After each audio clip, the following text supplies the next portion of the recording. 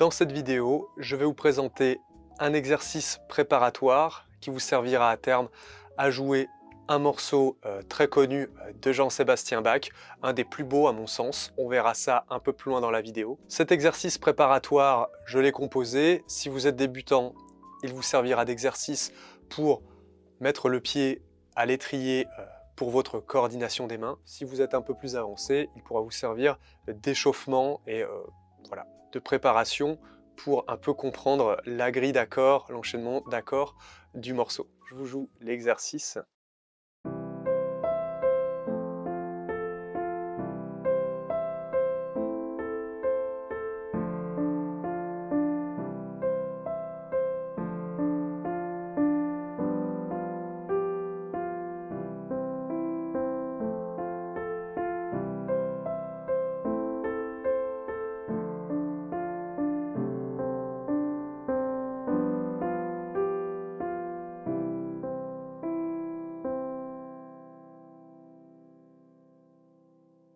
En description, vous trouverez la partition de cet exercice préparatoire téléchargeable gratuitement. Avec, vous trouverez bien sûr les accords indiqués pour pouvoir les jouer à la main gauche. Quelle est donc la mécanique de cet exercice? Je vais vous l'expliquer. Cela va vous permettre de coordonner plus facilement votre main droite et votre main gauche si vous comprenez le sens de la mélodie par rapport aux accords. Je commence avec un accord de Do majeur. Il n'y a pas besoin de connaissances harmoniques précises pour pouvoir commencer à plaquer ces accords et à jouer la mélodie. Nous allons donc l'accord de Do majeur plaqué à la main gauche et à la main droite nous avons cette petite mélodie. La petite mélodie que nous allons jouer à la main droite, elle va être tirée des accords qui vont être joués à la main gauche.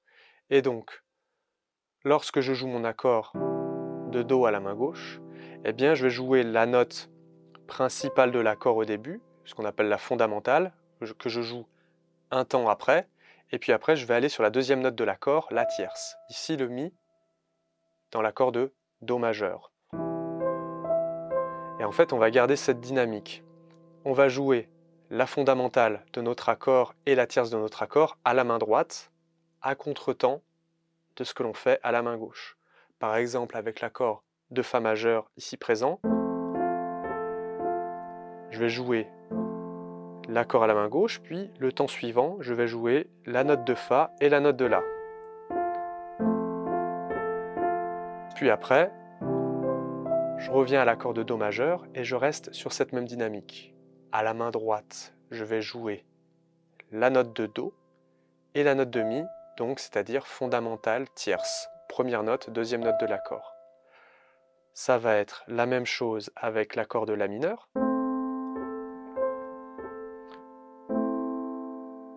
Accord de La mineur à la main gauche, fondamentale à la main droite et tierce à la main droite. Pareil avec l'accord de Ré mineur. Puis après on revient à l'accord de Do majeur. Il va y avoir quelques exceptions. On remarque sur l'accord de Sol 7, ici présent, que l'on va jouer en troisième renversement. On va donc rajouter une note. Ça ne va pas être simplement un accord de Sol majeur.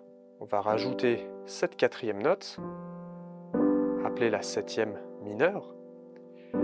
Et puis, on va jouer à la main droite notre septième mineure et notre note fondamentale, notre note principale de l'accord. Le temps suivant. Puis après, on revient. Do, Fa, Do, La mineur, Ré mineur. Nous avons ensuite l'accord de Ré 7. L'accord de Ré 7 va être joué en troisième renversement aussi. Il sera dans votre aide-mémoire sur votre feuillet en téléchargement. Et avec donc septième mineur à la main droite en mélodie.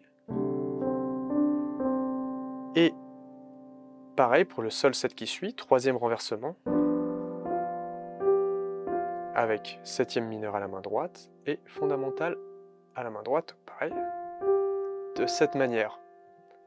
Et ensuite, on arrive, pour conclure, avec l'accord de Do majeur à la main droite.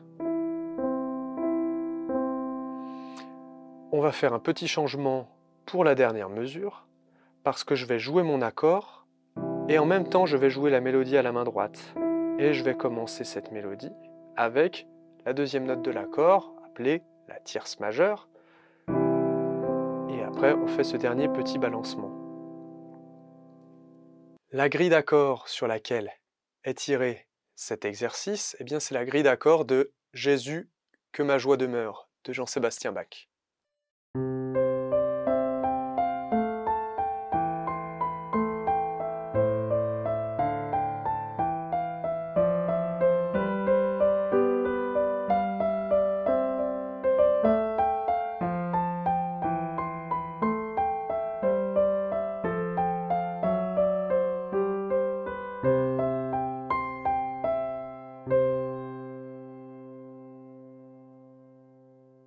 En description de la vidéo, vous trouverez la partition de Jésus que ma joie demeure de Jean-Sébastien Bach à télécharger gratuitement, bien évidemment. Nous allons maintenant regarder comment jouer ce morceau et nous allons voir les doigtés à mettre et ensuite nous allons faire une petite analyse harmonique de comment le morceau est construit et comment est-ce que les accords s'enchaînent. Pourquoi est-ce qu'ils s'enchaînent dans cet ordre? Évidemment, ce morceau est absolument magnifique, malgré son minimalisme harmonique. Jean-Sébastien Bach était vraiment un génie mélodique et on remarque vraiment sa connexion avec voilà, sa spiritualité à travers ce morceau. Il s'en dégage vraiment l'amour biblique, hein, vraiment. Je ne suis pas spécialiste dans le domaine, mais en tout cas, il réussit vraiment à nous le faire ressentir. C'est un morceau qui est facile d'accès et en plus très beau, donc profitons-en. Si vous êtes débutant pour ce morceau, eh bien, je vous invite à jouer les accords à la main gauche plutôt que de jouer la clé de Fa. Ça va peut-être faire un peu plus de notes, mais la notation est un peu plus simple à lire et en plus, ça vous entraînera à faire vos accords à la main gauche. Ce sera un premier pas dans l'apprentissage de vos accords. Les accords sont téléchargeables en aide-mémoire, hein, dans la description, ils sont avec la partition. Ça va être les accords en position fondamentale, ce qui est assez simple à mettre en place. Petite exception pour les accords 7 qui sont en renversement, mais rien de bien compliqué. Sur le premier temps, on va plaquer l'accord de Do majeur, et puis les doigtés, ça va faire 1, 2, 3, 5, 4. Sur le Fa, on remarque que on va jouer deux fois la note de Fa. Donc on va passer du doigt numéro 4 au doigt numéro 1. Après, 3, 2, 2, 5, 4, 5. Rien de bien compliqué jusqu'à présent. Ensuite, 3,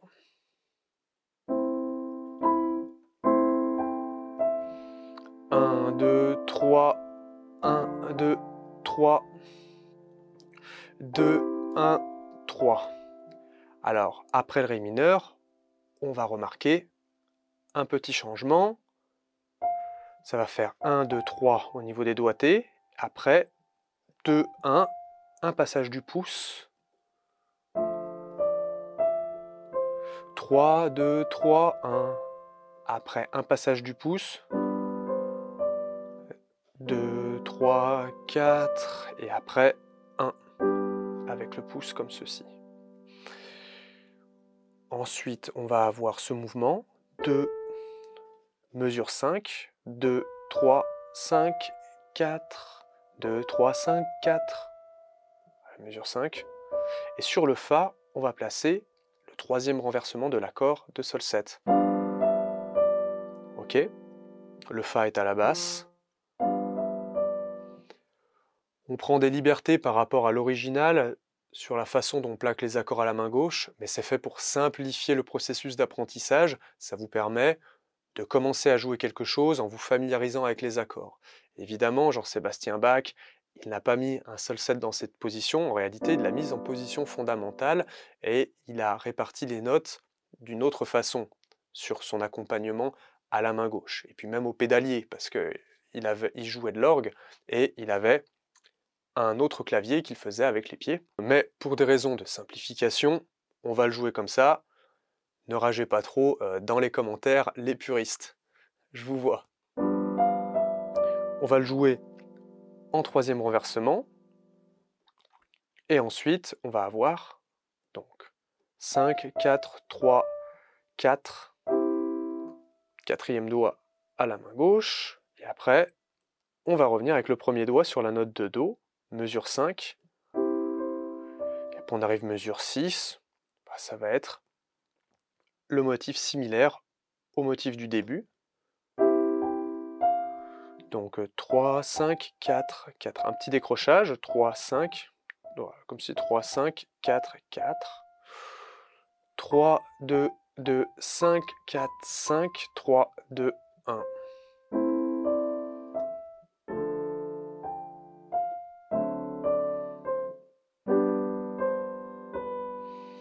Et ensuite, mesure 9, arpège de Do majeur à la main droite qui va être déroulé. 1, 2, 3, 5, 3, 2, 1. Petite précision harmonique maintenant sur la partition, et aussi petite analyse. Moi, je vous ai proposé le morceau en tonalité de Do majeur, c'est-à-dire que le morceau est construit sur la gamme de Do majeur, avec des petits emprunts à la gamme de Sol majeur, notamment dû à l'accord de Ré7, que l'on peut voir mesure 8 par exemple, un accord de dominante secondaire, ce que l'on appelle. Je vous expliquerai ça dans une autre vidéo, ce que sont les dominantes secondaires. Normalement, le morceau est en tonalité de Sol majeur, toutes ces notes-là. Ça veut dire qu'il y a un dièse à la clé. Et moi, je l'ai transposé pour que ça soit plus simple pour vous, comme ça vous n'avez pas à lire les dièses et les bémols à la clé. Normalement, nous avons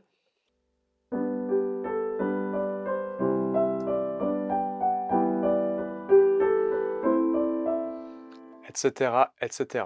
Effectivement, ça peut sonner un peu mieux en sol, et pour certaines personnes, ça peut être une hérésie de l'avoir transposé.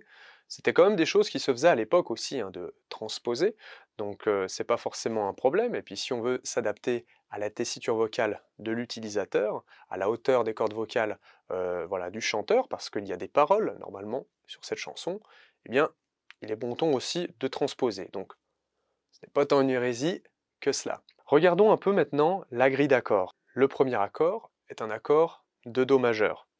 Donc, il correspond à l'accord numéro 1 de la gamme de Do majeur. Première note, si j'harmonise par rapport à la gamme de Do majeur, une note sur deux,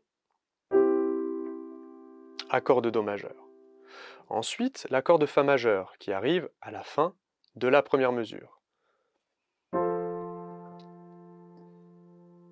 Note numéro 4, donc degré numéro 4, accord numéro 4 de la gamme de Do majeur.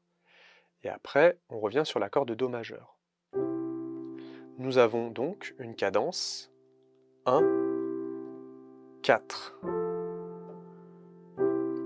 Cela correspond à une cadence dite plagale. Une cadence, voilà, c'est un enchaînement de deux accords. Une cadence 1-4, appelée plagale, très utilisée dans la musique religieuse, en gospel. On va beaucoup utiliser cet enchaînement. Que ça soit l'enchaînement de l'accord de Sol, de l'accord de Do et de l'accord de Sol, ou alors l'enchaînement de l'accord de Do, de l'accord de Fa et de l'accord de Do. Ça annonce déjà la teneur religieuse du morceau de la pièce. Ensuite, nous avons un accord de La mineur, 6e degré, car 6e note de la gamme de Do majeur. 1, 2, 3, 4, 5, 6. Ensuite, nous avons Ré mineur. deuxième accord de la gamme de Do majeur, et on va revenir à l'accord de Do. On va avoir un enchaînement accord numéro 2 de la gamme et accord numéro 1 de la gamme. Et après ça revient, ça me fait encore un accord numéro 2, Ré mineur, après Sol 7, cinquième, accord de la gamme, et après on revient à l'accord de Do majeur. Nous avons donc, à partir de la mesure 4, 2, 5, 1. Cadence extrêmement courante, un enchaînement d'accords extrêmement courant. J'ai fait une vidéo dessus, comprendre le 2-5-1 en musique. On en parle beaucoup aussi en improvisation jazz, comme quoi, eh bien, c'est exactement les mêmes structures. Après, nous avons le premier accord, le quatrième accord, l'accord de Fa, le premier accord.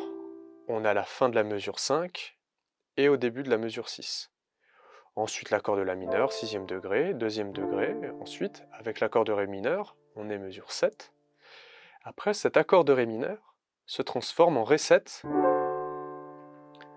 C'est un accord du 2e degré que l'on a transformé en accord 7. C'est pour qu'il ait plus d'attractivité, plus de points d'attraction avec l'accord qui va suivre, l'accord de Sol 7. C'est un 5e degré de l'accord de Sol 7, grosso modo. Nous allons avoir ce Fa qui était bécard, qui va se transformer en Fa dièse. Voilà, on peut lui rajouter un Do, à cet accord de Ré 7. Et en fait, ce Fa dièse va créer une attraction, il va être attiré par la note qui lui est collée juste au-dessus. Il va vouloir tomber sur la note juste au-dessus. Voilà.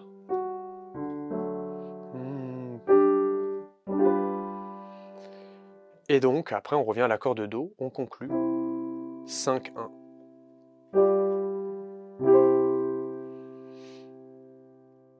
En description, vous trouverez aussi une autre partition, la partition avec le vrai chiffrage, avec la vraie basse que l'on va mettre à la main gauche, parce qu'il va y avoir des simplifications si je vous mets simplement les accords Do, Fa, Sol, La mineur, Ré, etc.